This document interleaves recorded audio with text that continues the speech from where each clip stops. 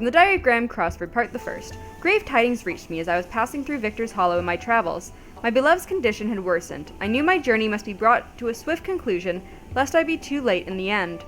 I made up my mind to sail across the verdant deep. The final ingredient I required was the pinion of an ogre eagle, the most fearsome beast of the sky. They are said to make their home in the forest of Ruba beyond the vast Emerald Sea. When I arrived at the harbor, there was only one ship to be found. It was a grand one, no mistaking that. But the captain was none other than Leon Bestral. I recognized him at once, of course. Who could travel these lands without hearing a tale of ten of that dread pirate captain, the very mention of whose name would set even the bravest sailor's heart pounding and palms sweating? Yet I found the man himself to be quite different from the one spoken of in legend. Captain Leon Bestral stood at the helm of a merchant trader, which was preparing to hoist the sail at the very moment I came upon it. I told him of my haste and implored that he let me aboard. I'm afraid I don't let just anyone board my ship, he told me, and I felt as though I was being put to some kind of test. It was clear that this was a man who did not easily place his trust in others. My coin purse was as impoverished as my hopes. I held out the only thing of value I could offer, my journal. This is the most valuable of my possessions, I explained. Within it you will find a record of every region of this vast continent, every town I have visited, and every path I have tread. Surely such knowledge is worth the trouble of having one more body aboard your ship for this voyage. After all, what need I have of such a log then? My journey was nearly over. All that remained was to obtain the final ingredient and hasten home to my beloved's side. Captain Leon gave a boisterous laugh and gestured me onto his ship with a grin. You'd have to believe the leaves of that old book are more valuable than the leaves in my coffers.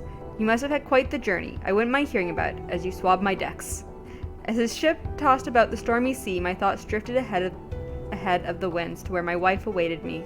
I could see her face in my mind so clearly that it felt as though it was only minutes ago that we parted, not countless moons.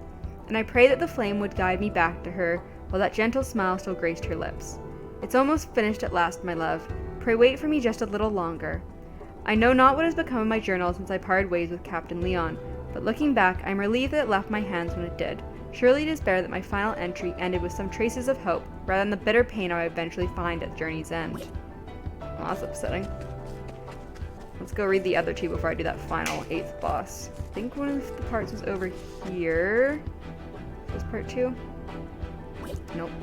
It's gotta be this one. I think part 3 was on the other side. Diary of Graham Crossford, Part the 2nd. All hope was lost. My beloved was gone forever. I had finally finished the elixir, but it was too late. Mere days too late. My one true love had drawn her last breath just as I was racing back to her side, medicine in hand and heart filled with renewed hope. For 3 days and 3 nights I lost myself in tears, a river of tears too deep and raging for me to ford my way across it. It was after the funeral that the woman found me, Lilac, she called herself. In the depths of my anguish, my life bereft of all meaning, she asked me a simple question, terrible in its implications. Wouldn't you like to see your beloved once more? That insidious offer, a mere whisper in the wind, took hold of me. Try as I might, I could not close my ears to it. If it would mean seeing my love even once more, then I would give my very life without regret. Lilac spoke of the gate of Finis, which separates this world from the next. If I could find it and cast it open, I could bring my beloved back to my side. I had heard the legends before, of course, but for the first time I found myself desperate to believe them. Begging the help of one of Kit's companions, I set out to the southeast. It was a fool's journey, but what else remained to me but a fool's hope? On my way I passed through the village of Clearbrook. There I came across a young boy, stricken with illness and lingering just outside death's door. Convulsions racked his small frame, and his skin was molted with a purplish pox. I recognized the symptoms at once. How could I not? It was the same foul malady that stole my beloved from me.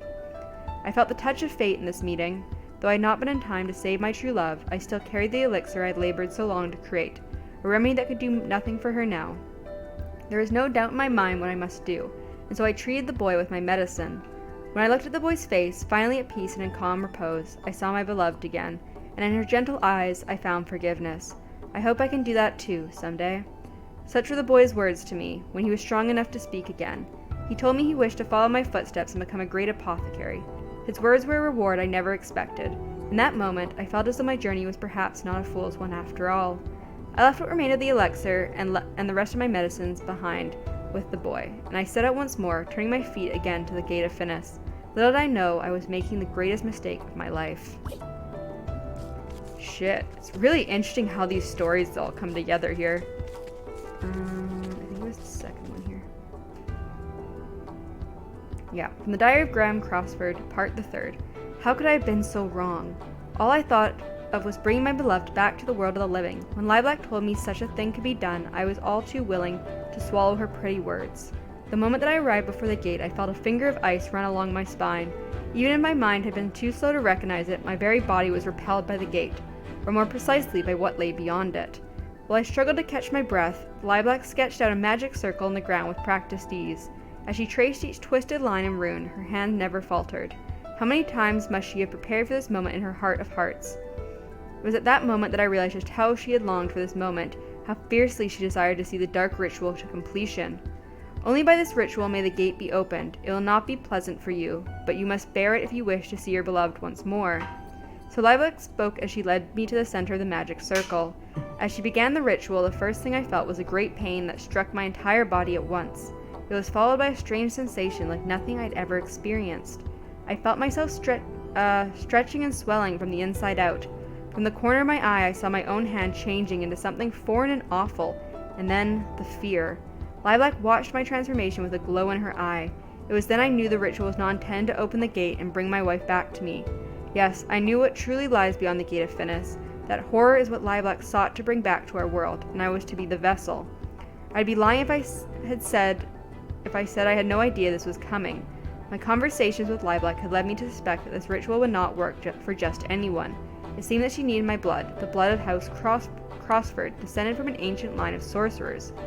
That is why I must be the one to prevent her plan from succeeding, for if I fail, she will only turn her sights upon my dear Kit. No, that I cannot allow. So while I realized before the end what Lilac intended, I continued to accompany her in her aims so that I could see the truth of the ritual for myself, and foil it however I could. Little did I know that I was dealing with a power far, far beyond any mortal's control or conception. I felt my own sense of self growing faint and distant, and something entirely filling me. I resisted it with all that I had, but the presence to that thing, a being like myself, a fragile human spirit, could be crushed as easily as an insect beneath your heel. Then, just before my mind was completely consumed by the darkness, I saw the smiling face of my wife and son one last time. I screamed. The memory of my wife gave me the power to resist that last critical moment. I imagined Lilac herself did not think I would ever strike back at her, but I had already grown far stronger than I had been as a man. Even when I only managed to land a single blow to her, it had cut her deep. She staggered back and the ritual was interrupted. This is my chance. All I need to do is chase after her as she flees and cut her evil at the root, bringing everything to an end. This is what I must do. But where am I going? I am turning to something else, something less and less human. And so I wander the land without aim. There are periods of time I cannot remember. I come back to myself, surrounded by destruction. No memories, but I know it was me. These blackouts grow more frequent. They come for me now. No, stay your hand. I am no monster. I am a man. I am a man. Oh shit, dude, that's intense. I wonder if they spell out anything or if it's just random capitals. Where does it start? H, he, her, maybe? U, H, E, O. He turned into Red Eyes. Did he turn? Oh shit. Fucking hell, dude.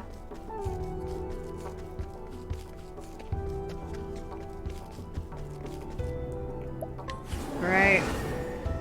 Oh shit, did I heal? I don't think I healed before going into this. I did not. It's fine.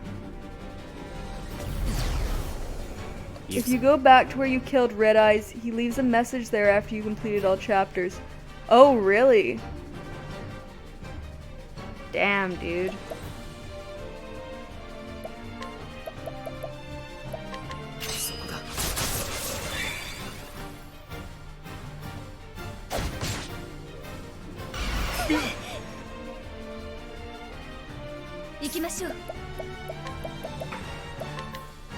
Damn, sucks you killed an innocent dude.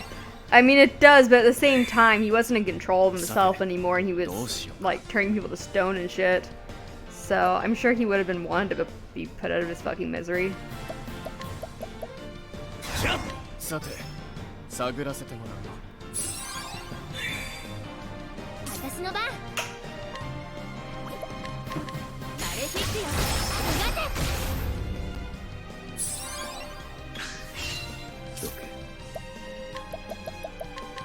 I don't remember, did you get turned into stone in that fight? I did not get turned into stone in that fight. Not once. I had that fucking potion or whatever that I was given, but I didn't have to use it.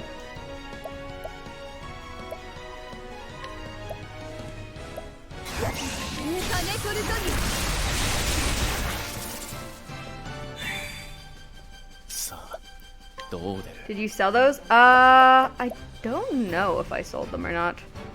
I might have. Why do I need them in this fight?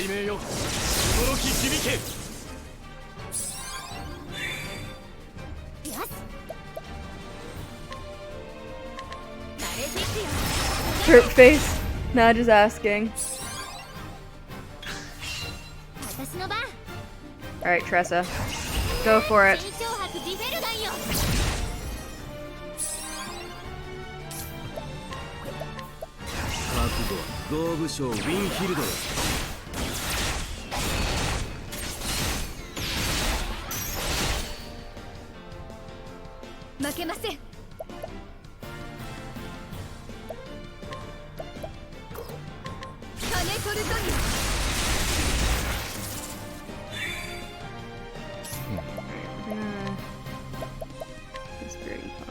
Tressa.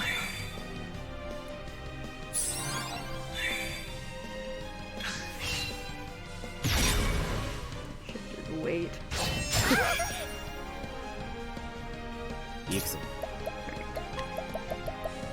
Oh, he's fucking.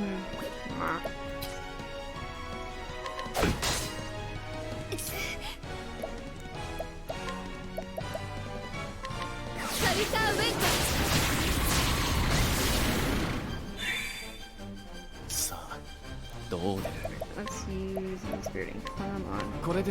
Tressa again, I guess. I'm gonna feel ya next time.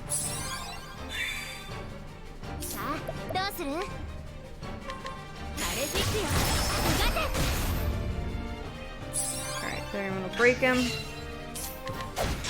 Nice.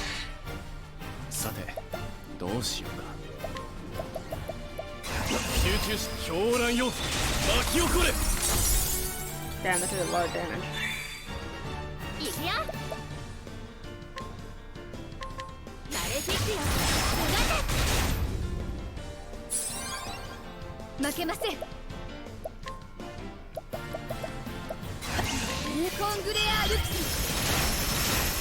He's really weak to magic, isn't he? Let's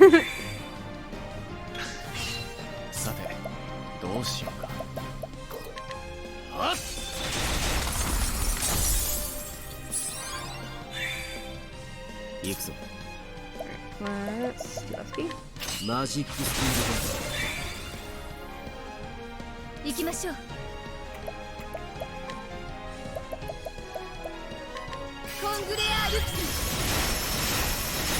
Hey, we beat him. Alright, let's read the last story.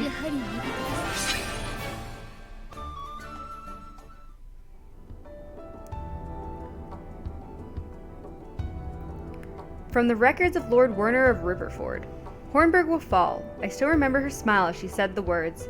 It was a score of years ago now, mayhap more. A simple sellsword I was then, when she came to me with a sackful of leaves and dark promise in her eyes.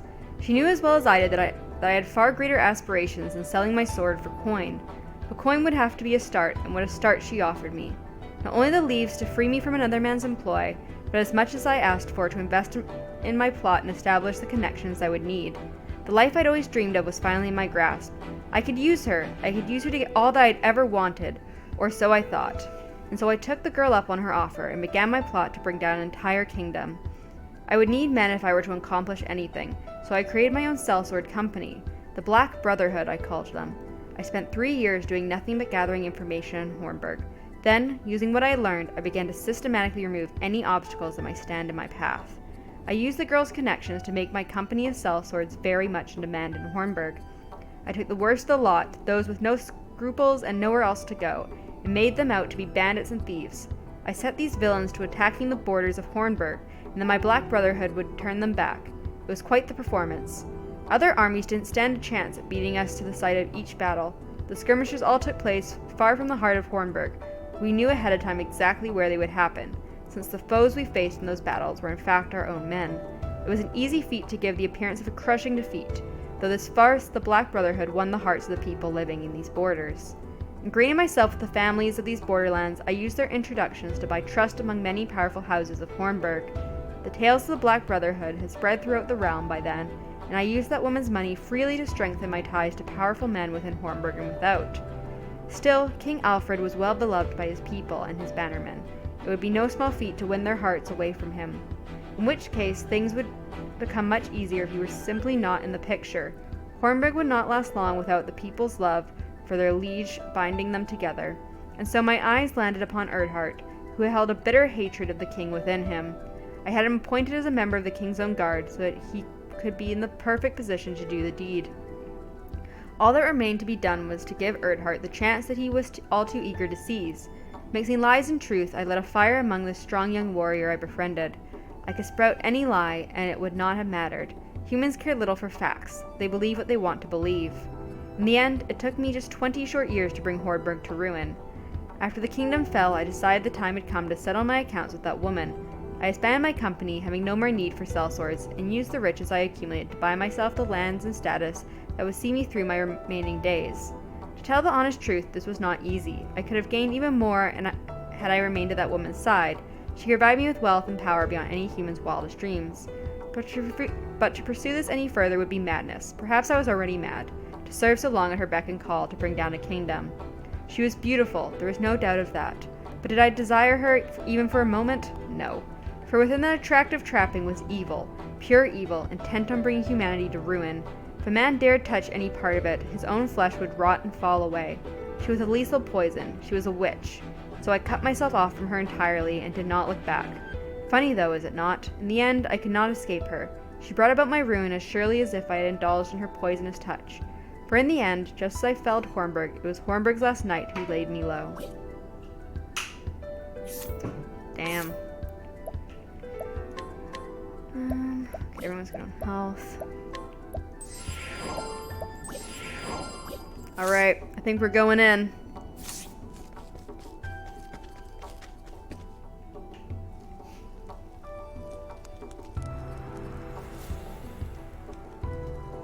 Now the real fun begins. Here's another gate. Journey's end. We opened a door. We did open a door. Ah, shit, dude. Form 2 parties. Oh no. Oh no. Oh no. Oh no. Oh no. Gamma! Gamma, why has this happened? Why didn't you warn me? Challenge over, guess we can go now. Oh yay. My other team, Tansetsu, you don't know this. My other team is so underleveled. And I have to form 2 parties. They are level 40.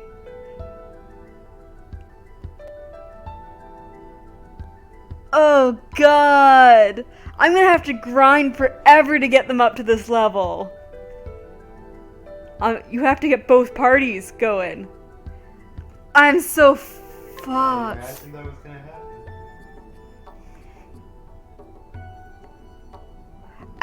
Alfred and Hannah don't even have secondary jobs or weapons. I removed everything from them because I wasn't going to use them ever again.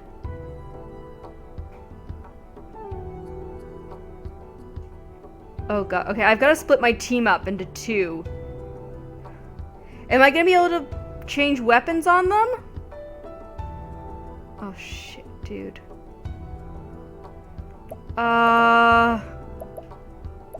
Okay, let's... Maybe, absolutely not, lol. I'm not gonna be able to... You can change gears instead. Okay, I can change gears. Okay. Okay. We want probably Therion with Primrose and Alphen, maybe? I think we want it like this.